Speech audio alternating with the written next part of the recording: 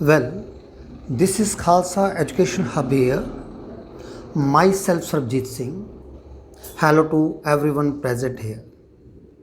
Students, this is my first demo for English learners. The students who want to learn English grammar. I'm going to give my first demo to them. And before starting the session, I would like to ask them to subscribe the channel and press the bell icon so that you may be getting my all the information of my videos. Now I'm going to start my first session, first demo, first class with the topic tense. Now I'm going to explain what is tense.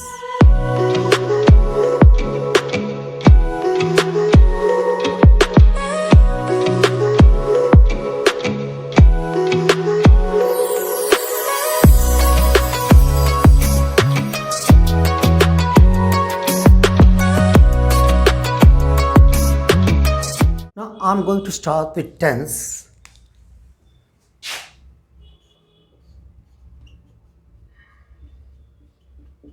First, we have to know what is tense, what's the definition of tense. Simply, we can say to distinguish time of action is tense. Sometimes we take tense as time. Tense is never time, but tense is the part of the time. We just learn about the actions, that what actions do we do at present, or we did in the past, or we are going to do in the future. The tense distinguishes it, clears it. Now we have to know how many kinds of tenses are there. There are three kinds of tenses. First is present tense. Second is past tense. And the third is future tense. Now we have got the subparts of these tenses. There are three main tenses: present tense, past tense, and the future tense. Now we have got the four subparts of each these three tenses. That is present indefinite tense, present indefinite tense, or rather you can say present indefinite. And present indefinite is also known as the general present and the simple present.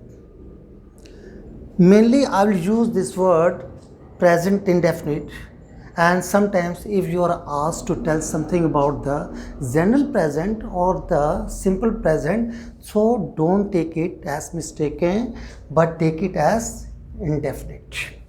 Then it comes continuous. Continuous. This is the second part of the present tense. And after continuous, we have got the perfect. This is the perfect part of the present tense. And then comes perfect continuous. In the same way, for the past tense also, we have got the past indefinite, past continuous, past perfect, and past perfect continuous. And again, for the future tense, it is the same: future indefinite, future continuous, future perfect, and future perfect continuous. And dear students, I would like to let you one thing. When we are going to start tense, and you might have studied tense a number of times, and if I ask you, are you sure, are you confident about the tenses, you would say Most probably, I'm not saying for all the students, but generally I can get the answer from the students. They are just not confident. So in this class, I'll just give you the practical way how to use the tenses, and for that you will have to give much more attention for the present indefinite. Once the present indefinite you complete, meaning thereby you will be able to do all the parts of the tenses. What are those? The 4 parts of present tense, 4 parts of the past tense, and 4 parts of the future tense. Altogether there are 12 parts, and it will take much more time for the present indefinite. Once you just command it, once you have control over it, it will be easier for you to learn the rest of the parts of the tense. Now, I would like to ask you, before starting the tense, we have to go for 2 more topics that is a must to learn, to know. Otherwise, every time we'll have some confusion about the tenses, how to use and what to use. So just to avoid them, I'm going to ask you to see, you pay your attention towards the 2 topics. That is your person and number in English grammar. So first we have to know how many persons are there. So I can tell you there are 3 persons. 3 persons. That is called the first person. Then it is called the second person. And then it is called the third person. So who is the first person? Actually, we have to know. The speaker is the first person. The way I'm speaking now, I'm just coming in the category of the first person. Now, you are listening to me. You are listening to me. So, listener is the second person. And we are talking about, or I'm talking about someone. The person who is being talked about is supposed to be known as the third person. So, first person is very clear, the speaker. The second person is the listener, and the third person who is talked about. And there are 2 numbers in English grammar. Those are singular number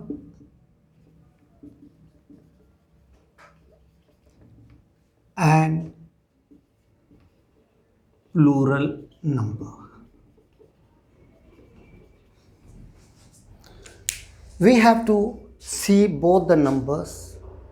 Now I'm speaker, I'm speaking, I'm all alone. I am first person as I'm speaking, and I'm all alone. I am singular number, and it will stand I for me. Now any of you comes to me, any of you come to me and ask me, sir, I'm also going to help you in your speaking, I'm also going to help you to have the class, then you are coming and we will be 2 speakers or more than 2 speakers, it will become we, because it is coming in the category of plural number. Now in my class, suppose there is 1 student, or in front of me there is 1 student, I am speaking to that student, that student is the second person because he is listening to me, then he becomes you. And now suppose there are a number of students, some students are there in my class, I am talking to all of them, I am talking to all of you. So what will be you? What will be your number? It will be plural number, because at first time when I told you there was 1 student in my class and that was supposed to be known as you. Now you are more than 2 in numbers. At least 2 students are required, and to the power infinity, whatever the number is over there, no one is going to limit that will become issue. So In Hindi we say aap and tum. In Hindi we say aap and tum. But English they say what is aap and what is tum.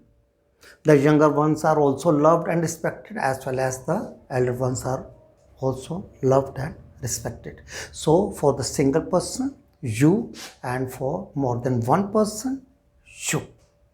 Now I am going to talk about third person. Third person, the person who is talked about. Suppose I am talking about your friend, that your friend is a good boy. So I am talking about first purpose, one person, and that person is your friend, and he is a good boy, means your friend, he is a good boy. Suppose your sister cooks well. Your sister cooks well. I'm talking about your sister, that she cooks well, and she becomes here she. Something that we talk about nearby, then it becomes this. And something it is somewhere far or at some distance, then we say that. I mean to say, he, she, this, that, it, these are the persons, these are the things that we talk about, and they are coming in the category of third person singular number. Now you are the two friends, and you both the friends are very good, and you are more than two friends, and you all are very good. So I am talking about you all are very good, means I am talking about the third person, but more than one person. Third person but more than one person, that is plural, they will become they. Either there are two boys, he, there are two girls, she, or he and she too, or this and that and these, whatever it is called, sorry, not this, that and it is called for third person singular number. And when they become two together, at least two, more than two, it will do, they will become they. So this is what singular number and plural number, and first person, second person, third person. Now I tell you one thing, we have to take the extract of this. So it will be I, we, you, he, she and they. We have to keep it in mind. These are all the numbers and person. As far as there is question of this and that, we can use instead of he and she. And my next topic is conjugation. Sometimes we make a mistake, we think it is conjunction. Conjunction is just the part of the parts of speech. This is not conjunction, this is conjugation, and the conjugation means forms of verb. Forms of verb. Generally, we have studied so far, there are three forms of verb.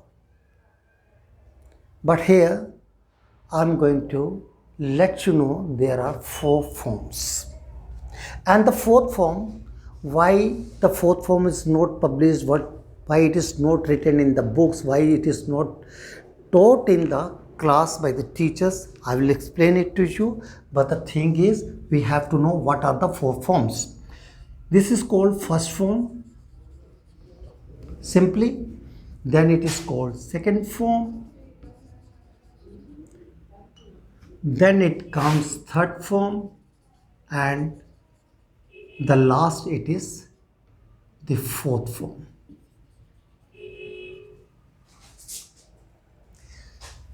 In other words, we can say the first form is the present form. Present form.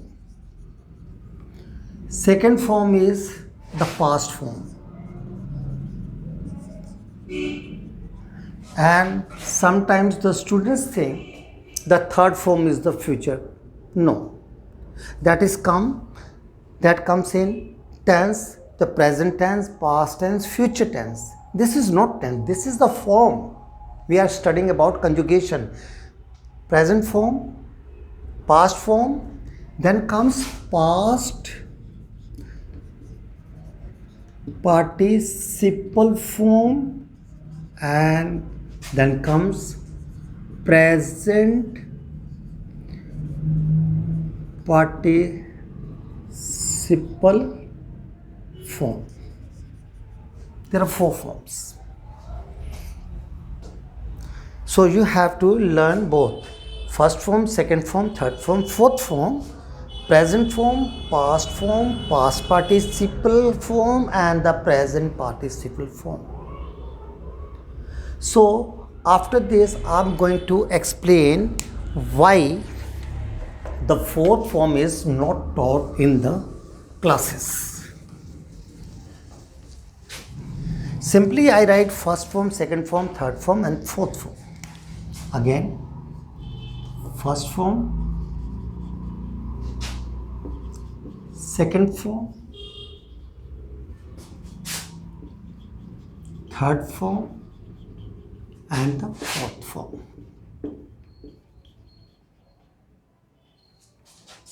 Now what's there? First form, we learn the moment the word comes to us. Suppose I say about go, I say about eat, I say about think. These are the verbs. Now I'll explain also how shall we come to know that this word is verb or not. So here, first form, we take a word eat. Eat is a verb. It is a word. The second form eat is ate. The third form of eat is eaten, and the fourth form is eating. Now we say come, came, come, coming. Write, wrote, written, writing. This way we go on learning about the verbs. So whenever a word that is verb comes to us, we know about that. Suppose a word eat comes to us and it is verb. Only we have to learn 2 forms of this word verb. Eat, ate, eaten. Then come, came, come. Then write, wrote, written. But the thing is, this eating, this coming, this writing, it is never changed. It never changes, the fourth form. When we add ing to first form, it becomes the fourth form. That is the only reason there is no change, and that is not taught in the class. Only we have to learn 2 parts: eat, ate, eaten, come, came, come, write, wrote, written. See, there is always a change, but there is never a change. Now, how to recognize it is verb? Verb is what? Verb is the part of parts of speech. There are 8 parts of speech and 1 is verb. And how to recognize, how to know this is verb, that is the most important thing. Suppose I say you Ram, I say you Shyam, I say Gita, I say Sita. Is it verb? No. These are the names of something, naming word. So these are called noun. These are not verb. Verb is just the action word. Verb is the action word. If someone asks you what is verb, then you can say A verb is an action word. A verb is a doing word. A word that tells us about something happening, something happens. Eat. It is telling us some process is going on of eating. I am eating something. The eat is verb. I am sleeping. I am going. I am coming. Where we see some action, that is called verb. A verb is an action word. A verb is a doing word. Once we have to know about this, and then we will just start our main part, that is tense, and that will just be in the next session. So next part of the tense, the main, I'm going to give in my next session, next class, that I'm going to give you shortly. And I think you have got the introduction so far. You haven't just studied tenses so far, from me I mean to say. And in next class you will enjoy this class of tenses and many more classes of grammar. And if you like this class, I would like to ask you to join me on the channel, and that is the YouTube and Telegram channel, and you can see all the information given in the descriptions. Thank you. And very shortly I am going to start my spoken English classes as well as the IELTS classes, and I think you will enjoy them. Thank you.